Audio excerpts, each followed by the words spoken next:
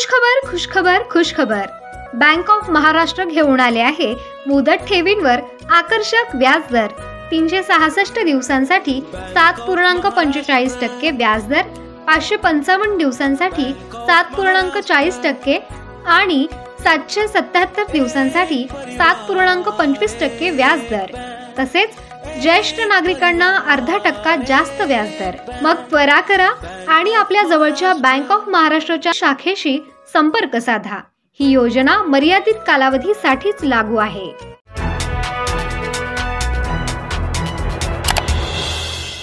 हॉस्पिटलों में चल रहा है वो उसकी संख्या 11 है. एक हॉस्पिटल में 6 पेशेंट्स हैं और एक दूसरे हॉस्पिटल में 5 पेशेंट्स हैं.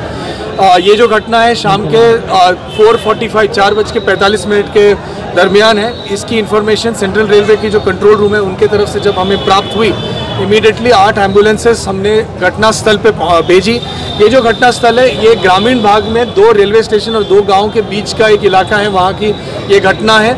8 एम्बुलेंसेस पहुंची. वहाँ पर एक ये इन्फॉर्मेशन थी कि कुछ आग वगैरह भी लगी है, तो 3 हम लोगों ने फायर ब्रिगेड की भी वाहन उसमें इमीडिएटली भेजी थी. इसके साथ साथ वहाँ पर गैस कटर्स भी भेजी थी, बट जिसका उपयोग हुआ नहीं. फायर ब्रिगेड का भी उपयोग हुआ नहीं.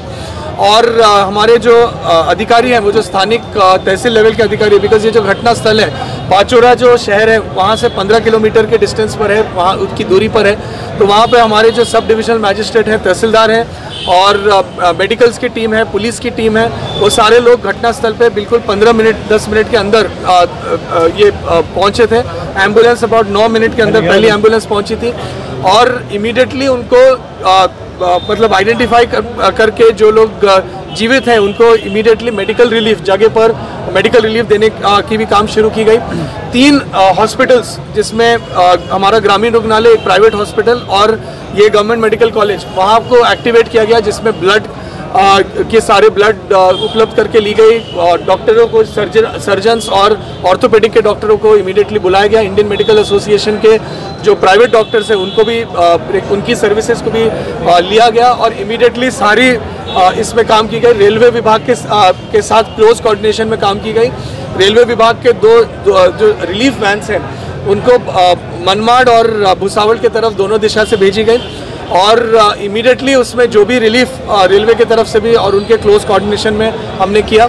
6:20 तक सारे बॉडीज़ को वहाँ से शिफ्ट कर दिया गया था. इंजर्ड को हॉस्पिटल पहुँचा दिया गया था और 6:20 में रेलवे विभाग के मान्यता के बाद वहाँ से उन्होंने दोनों डायरेक्शन में ट्रेन की सेवा वापस शुरू की. दोनों ट्रेन जो हैं अपने अपने दिशा में निकली आगे और उसके बाद वहाँ पर अभी हमने 20 जो हमारे पुलिस के कर्मचारी हैं और हमारे कुछ मेडिकल के जो पैरामेडिकल कर्मचारी हैं उनको वहाँ पर अभी हमने जगह पे विद लाइट्स वगैरह भी हमने अभी उपलब्ध करके उनको जो घटना स्थल है उसके 2 किलोमीटर के रेडियस में पूरा हम लोग तपास चेक कर रहे हैं कि कोई भी बॉडी पार्ट्स वहाँ पे ना रह जाए और इसको हम लोग आइडेंटिफाई करने की कोशिश कर रहे हैं. परंतु बॉडी पार्ट सारे अबाउट 6 साढ़े 6 बजे तक क्लियर कर दिया गया था, 6:20 तक ट्रेन को निकलने के पहले. और यहाँ पर डीएनए की सैंपल फॉरेंसिक डिपार्टमेंट के माध्यम से यहाँ पे डीएनए की सैंपल कलेक्ट की जा रही है, पोस्टमार्टम किया जा रहा है. डिज़ास्टर मैनेजमेंट का जो कंट्रोल रूम्स है डिस्ट्रिक्ट लेवल पे भी शुरू की गई थी. इंटर एजेंसी कोऑर्डिनेशन उसके माध्यम से की गई थी. स्टेट लेवल और सेंट्रल जो एनडीएमए का कंट्रोल रूम है उनके भी हम कंटिन्यूस संपर्क में हैं और पूरी सहायता रेलवे विभाग हो, डिज़ास्टर मैनेजमेंट के विभाग हो और बाकी सारे विभाग हो, उनके पूरी सहायता के माध्यम से काम किया जा रहा है. फैमिलीज़ को इन्फॉर्म करने की प्रक्रिया भी शुरू रेलवे के विभाग से की गई है. रेलवे विभाग ने एक हेल्पलाइन नंबर भी दिया है. डिस्ट्रिक्ट डिज़ास्टर मैनेजमेंट की तरफ से भी 1077 एक हेल्पलाइन नंबर दिया गया है और as per standard operating procedure पूरी प्रक्रिया यहाँ पे की जा रही है.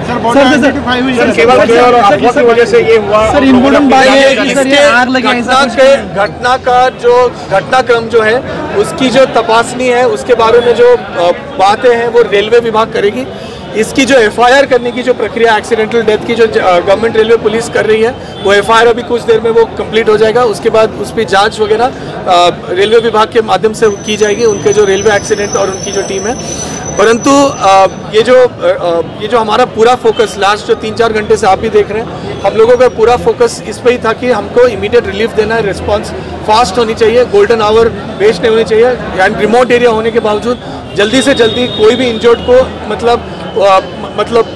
उसको कोई भी प्रकार की दिक्कत नहीं होनी चाहिए, और डिसीज्ड पर्सन्स जो है उसको वहाँ से निकालने की प्रक्रिया की जानी चाहिए। तो ये सारी प्रक्रिया प्रशासन लास्ट 3-4 घंटों से लगा हुआ था, और इसमें हम लोगों ने अभी तक पूरी काम की है, और आगे का जो आइडेंटिफिकेशन है जिसको हम इंक्वेस्ट बोलते हैं, वो प्रक्रिया अभी चल रही है। हमारे 6 टीम्स हमने उस पर लगाया है, और वो बॉडी पहला इंक्वेस्ट की प्रक्रिया यहाँ पर जो कंप्लीट की जाएगी, और उसके बाद पोस्टमार्टम की प्रक्रिया एज पर प्रोसीजर, और फिर बॉडीज़ को उनके परिवारजनों तक वापस भेजने की प्रक्रिया जो है उसके बारे में जिला प्रशासन और रेलवे विभाग के माध्यम से आगे काम किया। अब तक कितनी बॉडी जो है वो सब आइडेंटिफिकेशन की प्रक्रिया चल रही है। मेरे 12 लोगों की डेथ की आइडेंटिफिकेशन है, और अभी उसमें कुछ लोगों के पास उनके पॉकेट वगैरह में आइडेंटिटी कार्ड था, तो वो उसके माध्यम से कुछ लोग आइडेंटिफाई हुए हैं, कुछ लोगों के लिए अभी काम चल रही है। परंतु डीएनए सैंपल हम लोग सबका कलेक्ट कर रहे हैं, सो दैट बॉडी को आइडेंटिफाई करने में कोई भी दिक्कत ना हो। सर कैजुअल्टी कितनी? 12 कैजुअल्टी, 9 पुरुष और 3 महिला। सर मराठीत सांगतो, 1 मिनिट कट करून घ्या, 2 मिनिटं। ताज्या व महत्त्वाच्या बातम्या बघण्यासाठी प्ले स्टोअरवर जा, प्रबलभूमी ॲप डाउनलोड करा व या धावपळीच्या जीवनात अपडेट राहा।